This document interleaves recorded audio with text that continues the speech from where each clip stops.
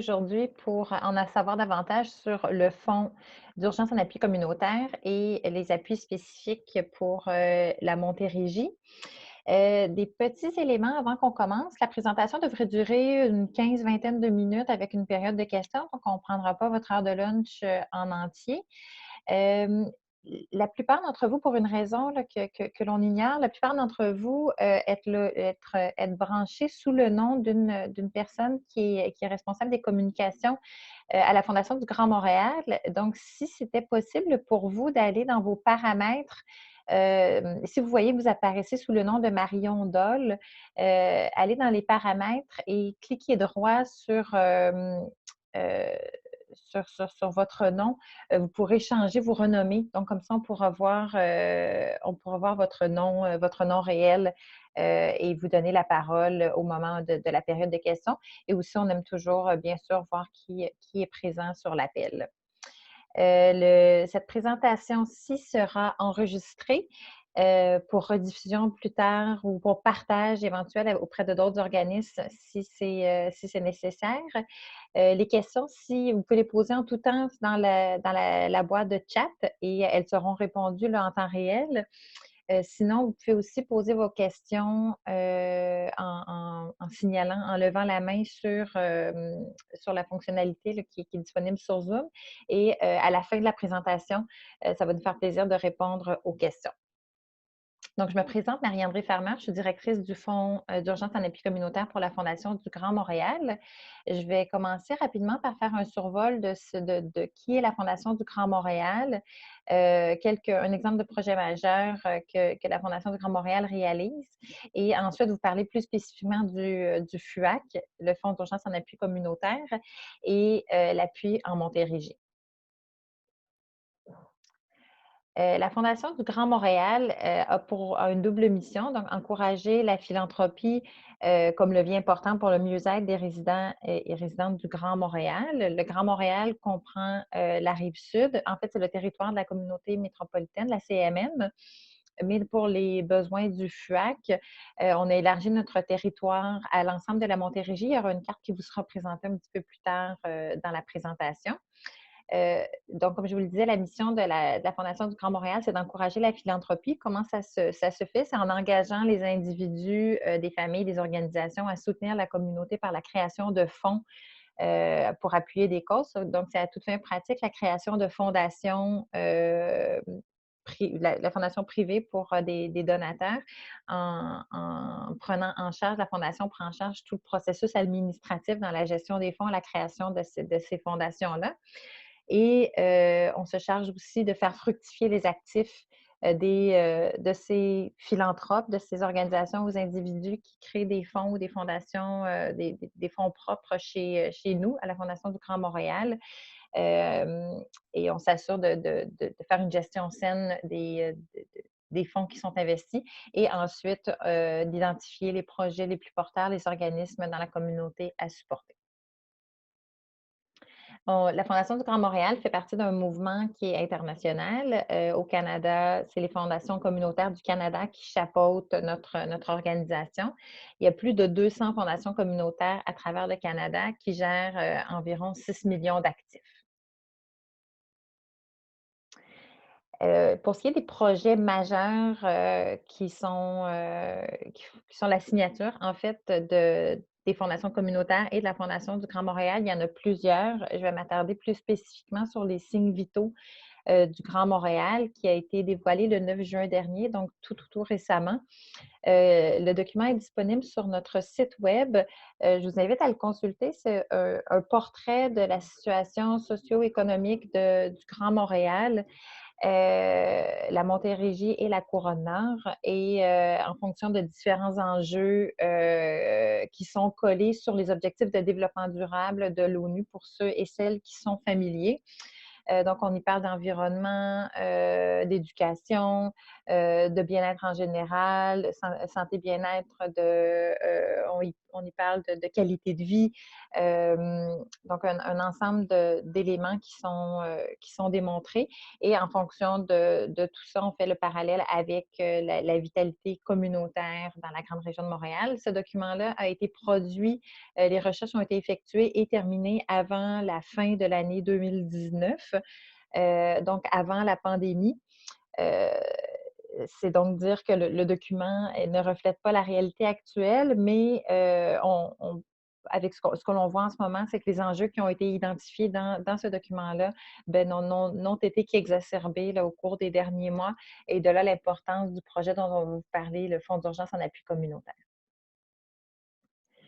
La Fondation du Grand Montréal s'est impliquée avant le FUAC auprès de la grande région de Montréal en réponse à la COVID, aux problèmes qui ont été soulevés là, dès les tout débuts, dès mars et avril. On se rendait bien compte qu'il y avait des enjeux communautaires dans la communauté. Et grâce à nos grands donateurs, des grands partenaires, des fondations familiales, on a réussi à amasser 1,7 million de dollars. La Fondation du Grand Montréal y a aussi injecté près de la moitié près du tiers, en fait, de ce montant-là. Et on a répondu à des besoins qui étaient immédiats et prioritaires et à des projets stratégiques qui visaient la relance des activités après la pandémie ou une refonte complète d'un système ou d'une organisation pour être plus résilient après la pandémie. On a distribué 1,6 million de dollars en 9 semaines. Donc, le fonds est à toute fin pratique terminé. On l'a mis sur la glace pour le moment. Il y a 119 projets qui ont été approuvés, qui ont été appuyés sur 250 projets qui ont été reçus. Donc, ça a été un gros travail. La Fondation du Grand Montréal est très fière d'avoir été présente dès les tout débuts de la pandémie. Donc, le FUAC est venu, en quelque sorte, remplacer le fonds collectif COVID dont je viens juste de vous parler. Le FUAC, qu'est-ce que c'est? Ça émane d'une contribution fédérale de 350 millions de dollars qui a été rendue possible grâce à une injection du gouvernement fédéral dans la communauté et qui vise à soutenir 100 des collectivités canadiennes. La Fondation du Grand Montréal s'est vue octroyer 7,2 millions à distribuer de ce 350 millions de dollars-là. Et il y a 3 grandes organisations qui ont été mandatées pour distribuer le 350 millions. Donc, il y a les fondations communautaires du Canada, qui sont presque toutes participantes dans les 200 dont je vous parlais tout à l'heure. Il y a Centraide United Way à travers le Canada qui a aussi été mandatée et la Croix-Rouge canadienne, tout ça dans l'objectif de répondre de rejoindre 100 des collectivités canadiennes.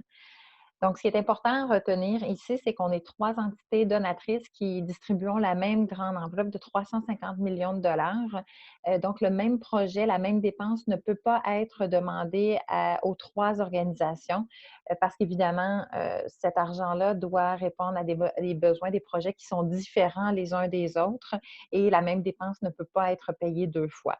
Par contre, un projet peut être le même organisme peut déposer plusieurs projets à un même bailleur de fonds, donc plusieurs projets à la Fondation du Grand Montréal ou plusieurs projets à Centraide, tant que ce ne sont pas les mêmes dépenses qui sont présentées. La même chose, un organisme peut déposer tant à Centraide qu'à la Croix-Rouge ou à la Fondation du Grand Montréal, en autant que ce soit des projets qui sont différents. C'est un peu il y a beaucoup de confusion dans cette arborescence-là, puis on en est bien conscient. C'est pourquoi il y a un espèce de graphique qui a été créé pour mieux comprendre qui sont les bailleurs de fonds dans le contexte du fonds d'urgence en appui communautaire, quels paramètres, quels critères correspondent à chacun de ces fonds d'urgence-là. Et les sites web de chacune des entités aussi regorgent d'informations pour vous permettre d'y voir un petit peu plus clair. Mais comme je le disais tout à l'heure, c'est vraiment dans l'optique, il s'ajoute une complexité pour les organismes de décider où faire la demande, mais c'est vraiment dans l'optique de couvrir l'ensemble du territoire canadien que ça a été créé. À Montréal, on a la chance, ou dans la grande région de Montréal, on a la chance, évidemment, d'avoir les 3 entités, mais certaines régions du Canada n'ont qu'un seul bailleur de fonds. Donc, c'est ce qui explique qu'il y a de multiples bailleurs de fonds. À la Fondation du Grand Montréal, donc, comme je vous le disais, là, du 350 millions, on s'est vu attribuer 7,2 millions à distribuer entre le 19 mai, date du lancement officiel du FUAC, et le 31 juillet 2020, donc dans quelques semaines. Les demandes peuvent être déposées par les organismes jusqu'au 27 juillet 2020, où ce qui était vraiment important de retenir ici, c'est selon la disponibilité des fonds. Il y a plusieurs fondations communautaires à travers le Canada jusqu'à présent qui ont attribué 100 de leur budget disponible jusqu'à présent. Euh, Compte tenu que le processus d'évaluation des projets se fait en continu et non pas sous forme d'appel de projet et de prise de décision à la toute fin lorsque tous les projets sont entrés.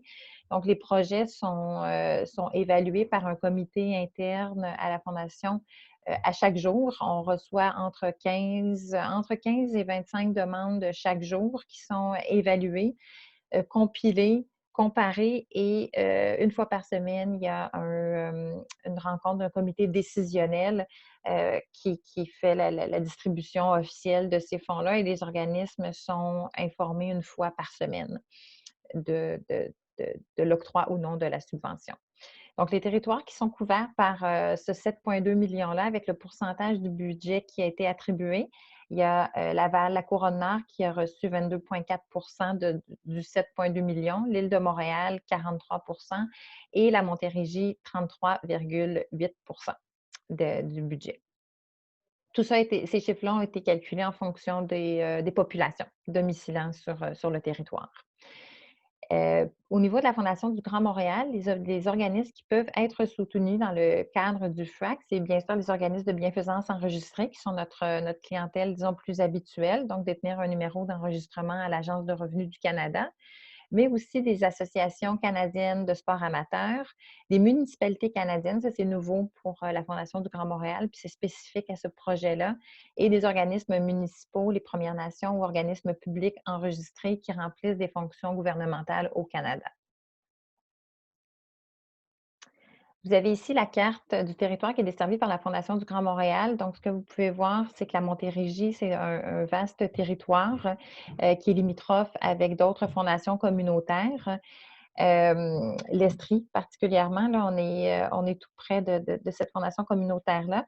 Si vous n'êtes pas certain dans quelle fondation communautaire appliquer, soumettre une demande sur le site des municipalités du Québec. Vous pouvez voir dans quel territoire la municipalité réside, et vraiment tout le territoire de la Montérégie est couvert par la Fondation du Grand Montréal.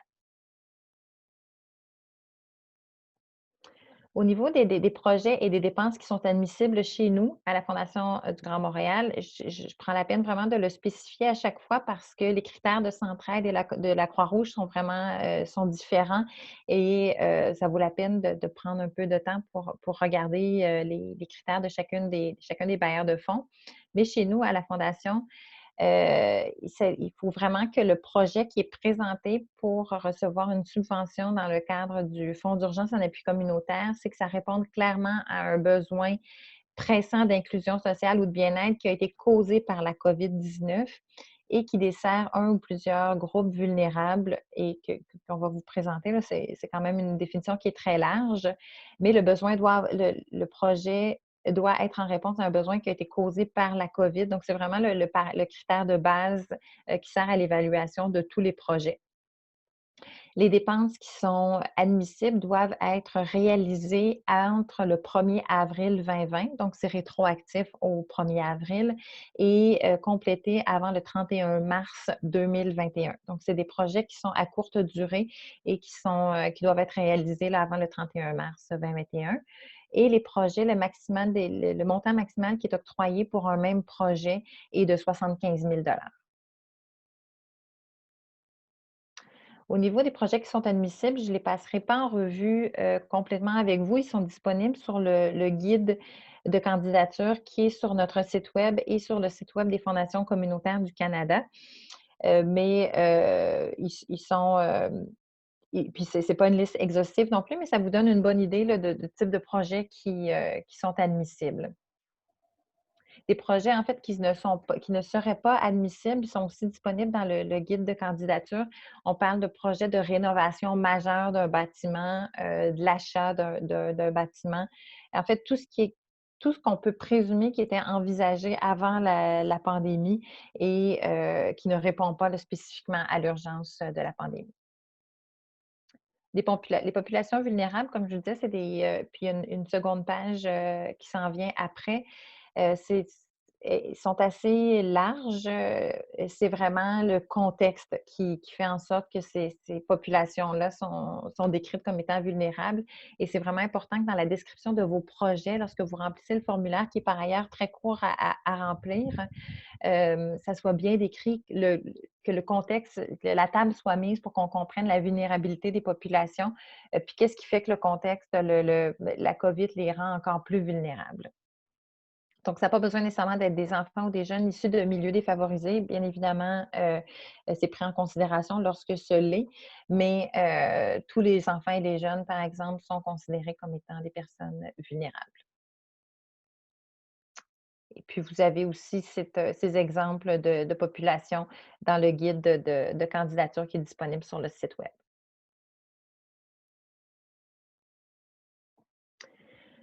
Comme je vous le mentionnais, notre site web, la Fondation du Grand Montréal, toutes les informations dont je vous ai parlé sont disponibles avec les liens, qui vous permettent de cliquer directement puis d'accéder aux bonnes pages.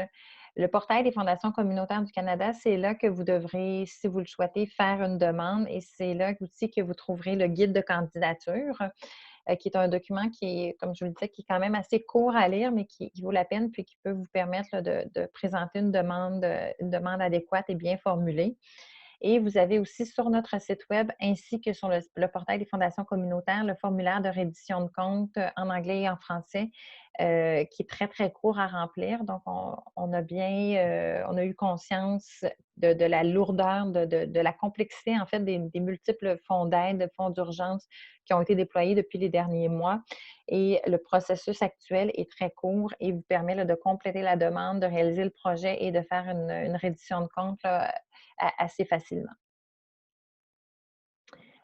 Lorsque vous souhaitez déposer une demande de financement, il y a un court formulaire qui prend 2 minutes, qui permet de déterminer si vous êtes oui ou non éligible. Ensuite, compléter le formulaire et présenter un budget, un budget qui est équilibré, qui représente vos dépenses prévues, mais aussi les montants, les autres bailleurs de fonds là, qui contribueraient éventuellement au projet.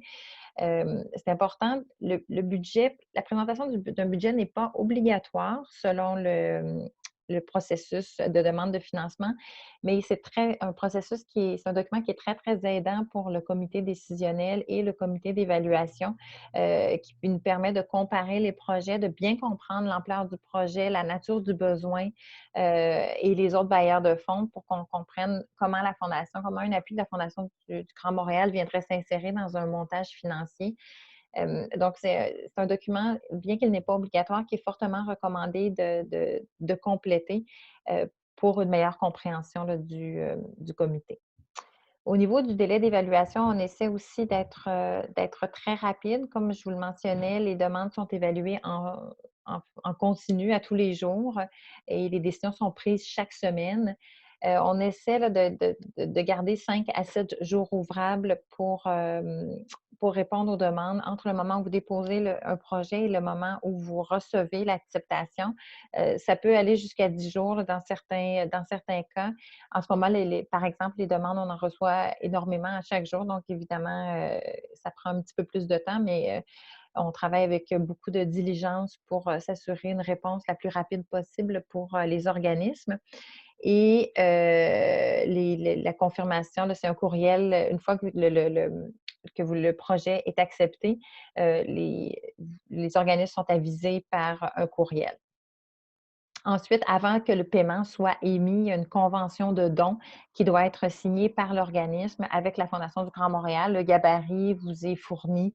Tout le document est précomplété pour l'organisme. Il reste qu'à cocher certaines cases et faire la signature. et nous fournir des informations pour l'émission d'un virement électronique, un virement bancaire. La reddition de compte devra être complétée avant la fin du mois d'avril 2021. Comme je vous le disais, c'est un document qui est très, très court, en 3 questions à compléter. Et ce qu'on souhaite aussi, c'est nous, on est très, très fiers là, des projets. Jusqu'à présent, on a soutenu 135 projets dans le cadre du FUAC et on parle sur nos médias sociaux des projets que l'on soutient. Donc, on souhaite évidemment que tout ça soit mis de l'avant par les organismes que l'on soutient aussi pour que ça fasse boule de neige et qu'on démontre l'appui qui a été octroyé dans la communauté. Donc, ce que vous pouvez faire en ce moment, bien évidemment, c'est si vous sentez que le projet, que le FUAC, ça répond bien à votre projet avec la Fondation du Grand Montréal, bien, vous pouvez évidemment déposer une demande et le moment venu, bien, on communiquera avec vous là, pour en savoir davantage sur votre projet et pouvoir raconter l'histoire et puis tout ça va se faire au courant de l'année, évidemment, de l'année qui s'en vient lorsque les projets sont appuyés. Si vous avez besoin de plus d'informations, si vous avez des questions, vous pouvez me joindre. Vous avez mon adresse courriel. C'est toujours plus facile par courriel, mais on peut se planifier des moments pour un appel téléphonique si c'est plus facile pour vous de se communiquer par téléphone.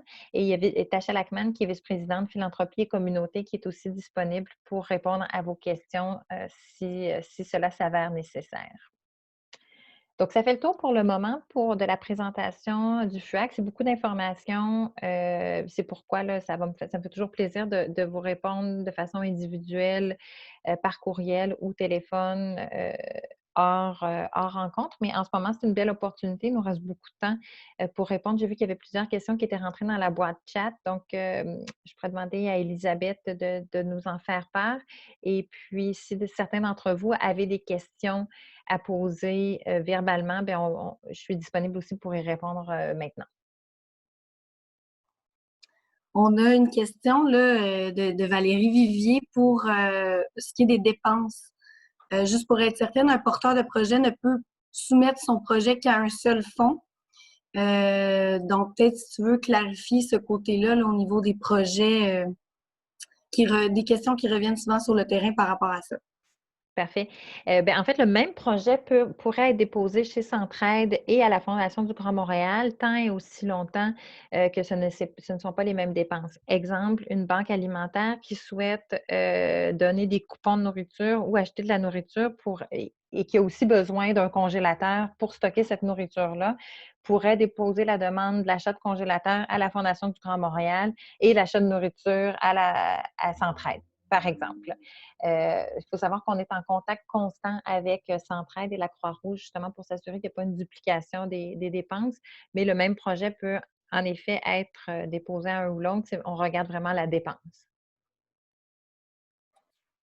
Parfait. Puis une autre question au niveau, est-ce que le montant offert en financement est un pourcentage du budget global? Donc, j'inviterais la personne à prendre la parole pour peut-être plus spécifier la question.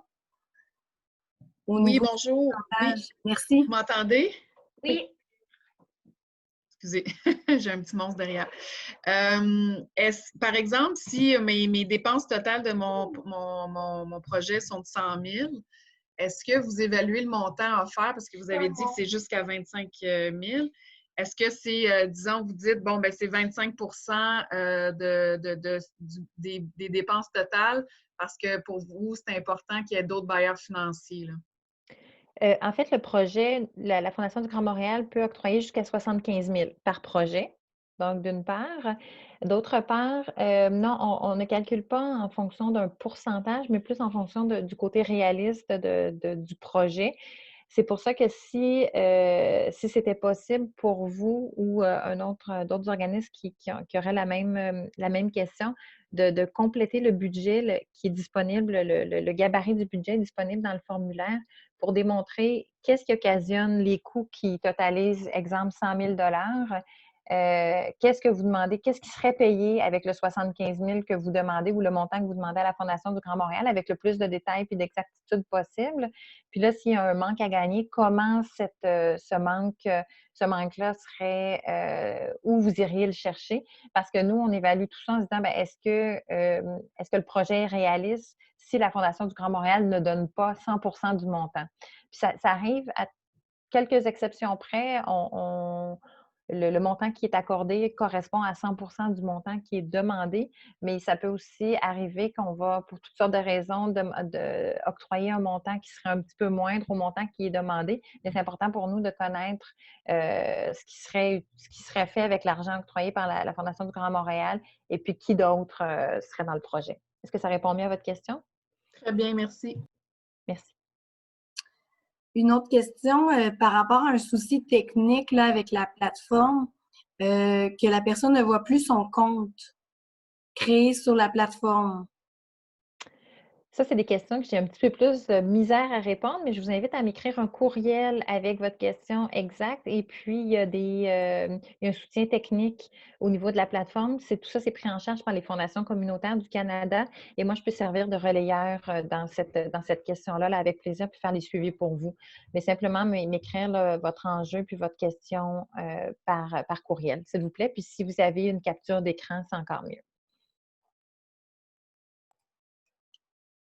On a une autre question de Sophie Plaisance. Est-ce possible d'avoir un aperçu du montant restant présentement dans chacun des 3 secteurs? Oui, à Montréal, on arrive tout près de la fin. Sur la couronne nord, on est un petit peu plus loin. Là. Je vous dirais il reste encore les 3/4 du montant. En Montérégie, il resterait, je n'ai pas les chiffres là, sous les yeux, mais de mémoire, là, il reste à peu près entre 50 et 60 du montant à octroyer. Donc, il y a encore beaucoup de place en Montérégie.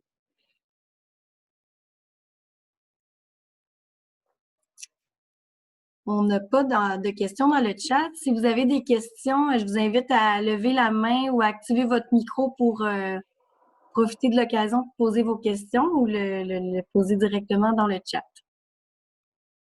Oui, bonjour, je ne sais pas si vous m'entendez. Oui. Je voudrais avoir une confirmation. On envoie la demande de subvention aux fondations communautaires du Canada ou à vous directement?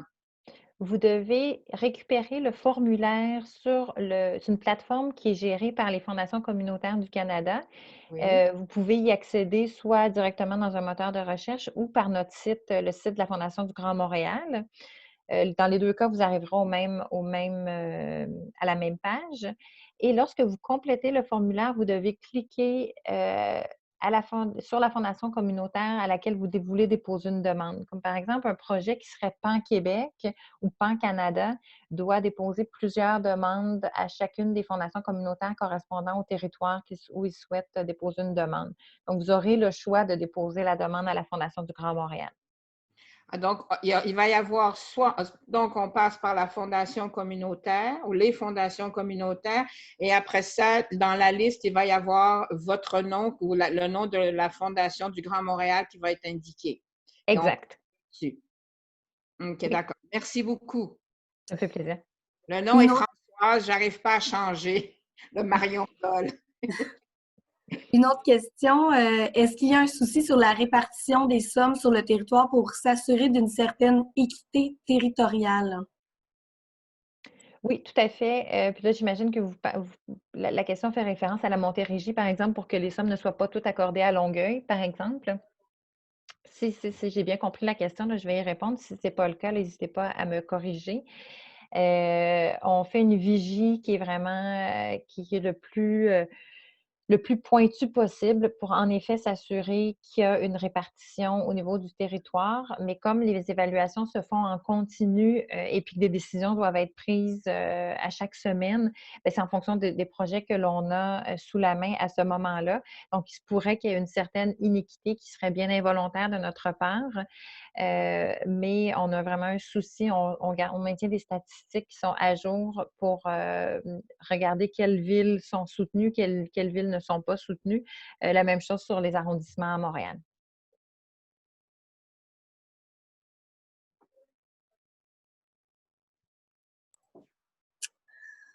Nous n'avons pas de questions dans le chat.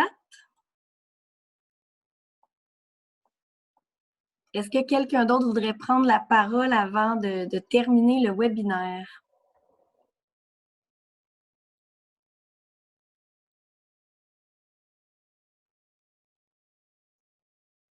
Je pense que ça fait le tour. N'hésitez surtout pas, vous avez mon adresse courriel à m'écrire si vous avez des questions. Ça va me faire plaisir d'y répondre. Et comme mentionné, il reste beaucoup d'argent en Montérégie. Quelques semaines encore pour déposer une demande et on vous invite à le faire le plus rapidement possible pour être sûr que les fonds ne soient pas encore épuisés au moment où vous déposerez votre candidature. Elisabeth, est-ce qu'il y avait une autre question qui avait été déposée? Non. Non, ça semble être bien beau. Parfait. Bien, je vous remercie beaucoup d'avoir pris du temps sur votre heure de lunch par une si belle journée pour entendre parler du FRAC et ça va me faire plaisir de lire vos dossiers qui seront déposés dans les prochains jours, je l'espère. Merci, bonne journée.